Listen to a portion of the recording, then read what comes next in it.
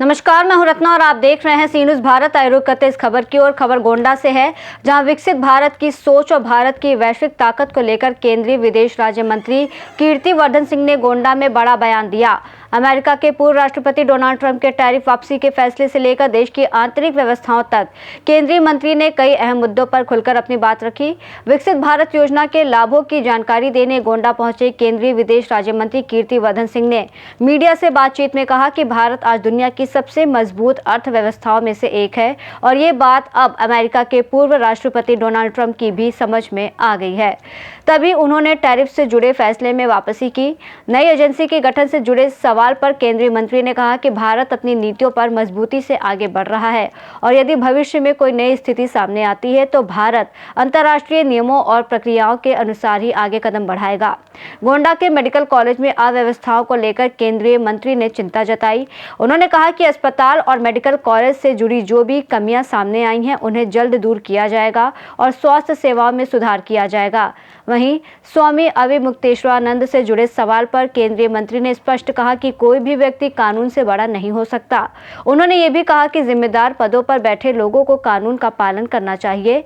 वहीं यूजीसी के नए प्रावधानों पर पूछे गए सवाल पर मंत्री ने कहा कि उन्हें फिलहाल नए प्रावधानों की पूरी जानकारी नहीं है, लेकिन उन्होंने भरोसा दिलाया कि सरकार ऐसा कोई कदम नहीं उठाएगी जो देश हित के खिलाफ हो।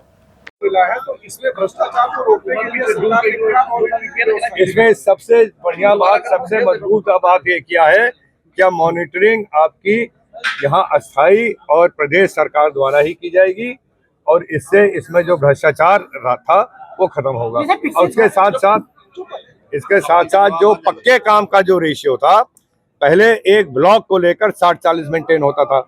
उसमें होता क्या था कि किसी गांव में केवल कच्चा ही काम, 10 गांव में केवल कच्चा ही काम कराया गया और उसका जो पक्का काम का जो रेशियो था वो 2-4 ही गांव में पक्का काम हो गया। अब ये जो 60-40 का रेशियो है ये प्रत्येक ग्रामीण, प्रत्येक गांव में मेंटेन होगा। जिस तरीके से कल डोनाल्ड अब यार हम यही कहते हैं यार, अभी विकसित भारत की बात कर लो, डोनाल्ड ट्रंप विकसित भारत की बात हो रही है। आदर्श गांव के ग्राम पंचायतों में खाते नहीं खुले हैं, जनपद में, अन्य जनपदों में खुल चुकी है। इसमें क्या सीडीओ ने फाइल दबा रखी, प्रधानों का आरोप है। देखिए, अगर ऐसा आरोप है तो अभी दिशा की बैठक हम तुरंत उसे पूछ लेते हैं, लेकिन हमारी जानकारी में कि किसी का दबाया गया या खाता नहीं खुला है, किसी का नहीं खुला है, पूरे जनपद है, अन्य जनपदों में खुल चुका है। नहीं, यहाँ पे क्योंकि ये नई योजना लागू की गई है, अभी इसके जो मुख्य बिंदु हैं, इसका कैसे कायदे से इसका कैसे कार्यक्रम होगा उसका भी समझना जरूरी है। जिस तरीके से कल डोनाल्ड ट्रंप ने कहा कि हम मोदी का बहुत सम्मान करते हैं, बहुत बड़ी हम डील करने जा रहे हैं, क्या मैसेज माना जाए?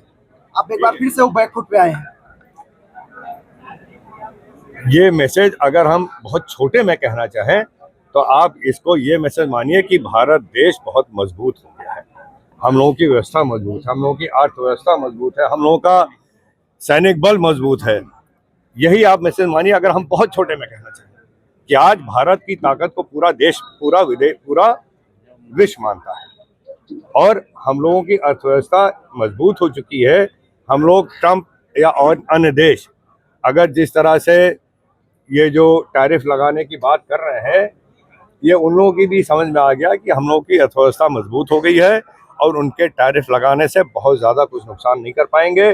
बहुत सारे ऐसे देश हैं दुनिया में, हमारा पूरा अफ्रीका महाद्वीप है, हमारे पूरी दक्षिण देश हैं, हमारा यूरोप यूनियन है, वो सब भारत के साथ प्रेफर्ड ट्रेड एग्रीमेंट यानी कि आसानी तौर से हम लोग आयात निर्यात कर सके, उस तरह की तमाम बातें हो रही हैं, वो तैयार हैं। तो हम लोग ये एक मिनट हमें पूरा बात कर लेनी है। तो ये अगर कोई भी देश समझे और खास करके अगर अमेरिका समझे कि केवल हम उनके देश पर हमारी अर्थव्यवस्था निर्धारित है तो गलत है, और ये बात धीरे धीरे समझ आ रही है। वापस लेने की बात, टैरिफ की धमकी वापस लेने की बात की है जो यूरोप देशों पर कहा था, क्या कहेंगे आप? यूरोप देश की बात कर रहे हैं, भारत देश की बात कर रहे हैं। उन्होंने जो धमकी की दिया था कि 200% लगा देंगे, देखिए वो वापस ले लिया उसे। हाँ, तो देखिए ये चीजें कोई एक दिन में नहीं तय होती हैं, एक बार के स्टेटमेंट या एक मीटिंग में नहीं तय होती हैं। ये लंबे इस पे नेगोशिएशन चलते हैं, बातें चलती हैं। एक देश बहुत उसमें बहुत सारे पहलू होते हैं, और जो हमारे और सब देश के जो अर्थव्यवस्था को लेकर जो बातें होती हैं, वो एक एक चीज पर सूक्ष्मता से देखते हुए तब तय की जाती है। तो इसमें अब वो चलेगी और ये ठीक रहेगा। अब हम एक तरफ से चालू कर रहे हैं।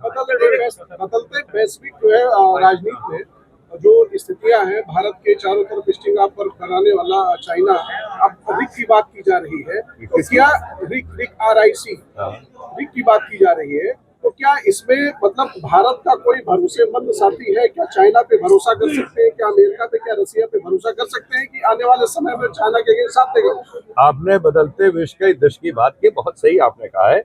पहले जो दो बड़े बड़े जिसको हम लोग देश कहते थे या ताकतें थी, अब वो जिसको बाइपोलर कहा जाता था, अब वो मल्टीपोलर बात हो रही है। यानी कि तमाम अन्य देशों से अपने अपने ढंग के रिश्ते बनाए जाए, एक रीजनल कोऑपरेशन रहे, यानी कि एक दुनिया के एक भाग में जितने भी देश हो आपस में अपना अपना कोऑपरेट करें, अपना अपना ये चाहे अर्थव्यवस्था हो, आर्थिक आपसी ट्रेड की बात हो, आयात निर्यात की बात हो, अपने अपने पैमाने पर तय करके अपनी अपनी मजबूती को लेकर आगे बढ़े, इसकी बात हो रही है। और इसके चलते हुए देखा जाए, अगर किसी भी देश पे सबसे पूर्ण तरह से अगर बाकी दुनिया विश्वास करती है, भारत है। क्यों? क्योंकि भारत देश ने कभी भी किसी अन्य देश पर कब्जा नहीं करने की कोशिश की, हमला नहीं किया, कभी किसी आतंकी घटनाओं में नहीं शामिल रहे। हम लोग अपने समाज, अपने देश को लेकर चलते रहे, आज भी आगे चल रहे हैं। तो भारत ही एक ऐसा देश है जिसमें चाहे अफ्रीका के देश हों, चाहे हमारे एशिया के देश हों, यूरोप के देश हों, सब पूरी तरह से भरोसा करते हैं। और खास करके जब तक हमारे प्रधानमंत्री जी मोदी जी हैं, मोदी जी को पूरी दुनिया मानती है कि एक सबसे अच्छे प्रधानमंत्री के रूप में उभरे हैं, और उनको पूरे विश्व में आदर है, और उनकी बात सब लोग मानते हैं। अच्छा भैया सवाल उठाया, उन्होंने कहा शांति के लिए काम नहीं कर रहा है, ऐसे में नई एजेंसी बनाने की बात कर रहा है, उसके अध्यक्ष को बनना चाहते हैं ट्रम्प, क्या कहेंगे आप? देखिए, देश के अन्य लीडर लोग क्या कर रहे हैं, क्या कह रहे हैं, क्या उनका विचार है, वो समय आने पर पता चलेगा। वो समय आने पर आज कुछ कह रहे हैं, कोई कुछ कह रहा है, कल कुछ कह रहा है। बहुत तेजी से बदलाव हो रहा है इस वक्त दुनिया में, बहुत तेजी से आपके सामने है। तो इस पे अभी कुछ कहना ना कहना का कोई मतलब नहीं है। हम लोग अपनी पॉलिसी लेकर, भारत देश अपना जो विचार है उसको लेकर आगे बढ़ेगा। हम लोगों का मानना है कि इस दुनिया में कोई भी अगर ऐसी व्यवस्था आ जाती है, कहीं अगर कोई कॉन्फ्लिक्ट होता है, तो जो हमारा यूनाइटेड नेशंस का जो फ्रेमवर्क है, उसके तहत जो हमारे इंटरनेशनल लॉज हैं, इंटरनेशनल रूल्स हैं, उसको आगे ले चल के बातचीत द्वारा शांतिपूर्ण ढंग से ये कुछ भी अगर ऐसे इशू हो तो उसको निपटाया जाए, और उसी के लिए हम लोग आगे चलेंगे। और उसी बात को हम लोग पूरे विश्व में मजबूत करेंगे कि कोई भी कॉन्फ्लिक्ट, कोई भी बात हो तो शांतिपूर्ण ढंग से इंटरनेशनल लॉज को पालन करते हुए बातचीत करके निपटाएंगे। अच्छा भैया, अब ये इन्होंने महत्वपूर्ण बात पूछिए। मेडिकल कॉलेज में जन सुविधाएं सर, सिटी स्कैन नहीं, अल्ट्रासाउंड नहीं है, डॉक्टर को लगता नहीं, उस पर सब क्या करेंगे? जिला प्रशासन कोई कुछ कर नहीं रहा है। ये भी वायरल हो रहा है, मैं इस पे भरपूर आपकी साथ दे रहा हूँ। ये हमारे जिले के लिए ये कतई एक बहुत चिंताजनक विषय है कि जो मेडिकल कॉलेज जिसको हमारी सरकार ने दिया, जो इतनी व्यवस्था हमारे ग्रामीण लोगों के सेहत के लिए बनाई गई है, अगर उसमें जरा सी भी कमी है तो ये कमी नहीं होनी चाहिए। ये चीज़ें हमारे संज्ञान में आई हैं।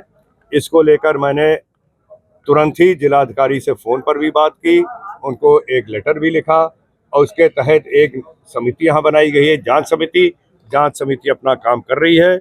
उसमें कई चीज़ें उजागर हुई हैं, और जो कमियाँ उजागर हुई हैं उसको लेकर हमने प्रदेश में भी जो इसके सचिव हैं उनके सामने रखा गया है।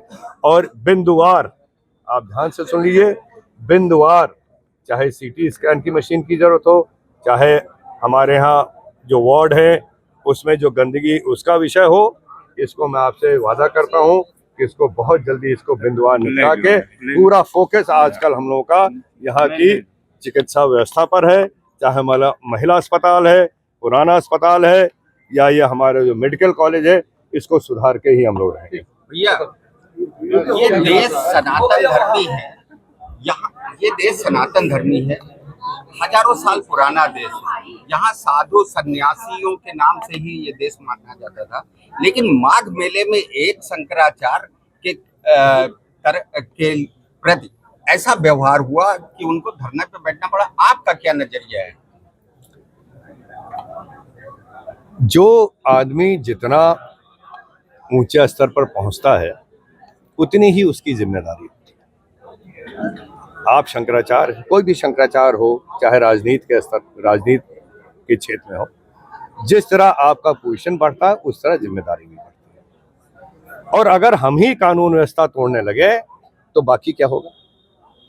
जो पता चला है कि जहाँ पे दुर्भाग्यपूर्ण घटना हुई वहाँ पे कोई पुराना नियम था कि वहाँ से आगे पैदल ही जा सकते हैं, क्योंकि उसी मार्ग से हजारों लोगों का आवागमन था।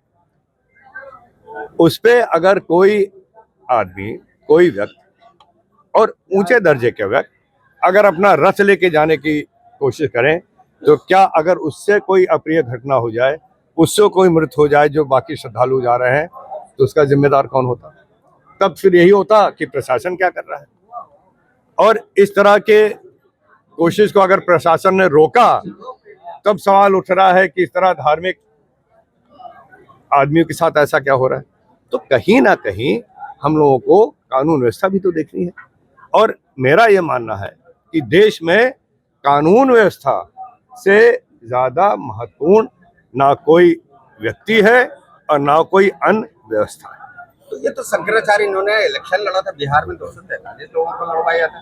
अब कैसे ये शंकराचार्य है जिसपे सुप्रीम कोर्ट ने भी शंकराचार्य कहने पे तब तक स्टे लगाया? देखिए, मैं कोई व्यक्तिगत टिप्पणी मैं किसी पे नहीं करना चाहता हूँ, लेकिन मैंने वही कह दिया कि जो एक जिम्मेदारी के साथ आपको अगर रहना है, तो अगर एक पद है, इतना ऊंचा पद है, तो उसके साथ आपको जिम्मेदारी भी निभानी है और आपको ये संदेश भी देना है कि देखिए इस तरह से देश में काम होता है। अब हम ही अगर, आप लोगों ने, यहाँ की जनता ने और आदरणीय मोदी जी ने हमें मंत्री बनाया है, अब हम ही अगर यहाँ कानून व्यवस्था तोड़ने लगे तो क्या संदेश जनता में जाएगा, क्या संदेश आम लोगों में जाएगा? हमें तो और बढ़ चढ़ के कानून व्यवस्था मजबूत करने में हिस्सा लेना चाहिए। जो हमारा प्रशासन है, प्रशासनिक व्यवस्था में साथ देना चाहिए। हमारा तो कर्तव्य है, हमें अपना व्यक्तिगत शान और शौकत और वो नहीं देखना है।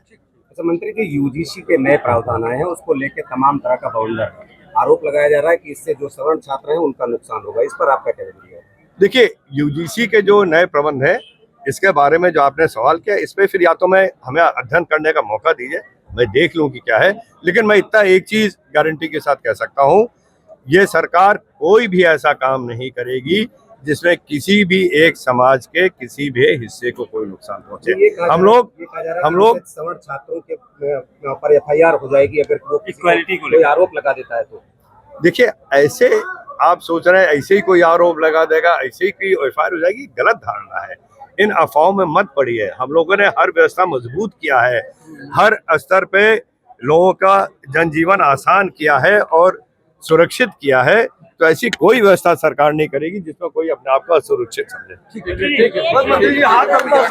गोंडा से सी न्यूज़ संवाददाता मुजीब की रिपोर्ट। गोंडा दौरे के दौरान केंद्रीय मंत्री के बयानों से साफ है कि सरकार एक और जहां वैश्विक मंच पर भारत की ताकत को लेकर मजबूती से रख रही है, वहीं देश के अंदर व्यवस्थाओं को सुधारने के लिए भी गंभीर है।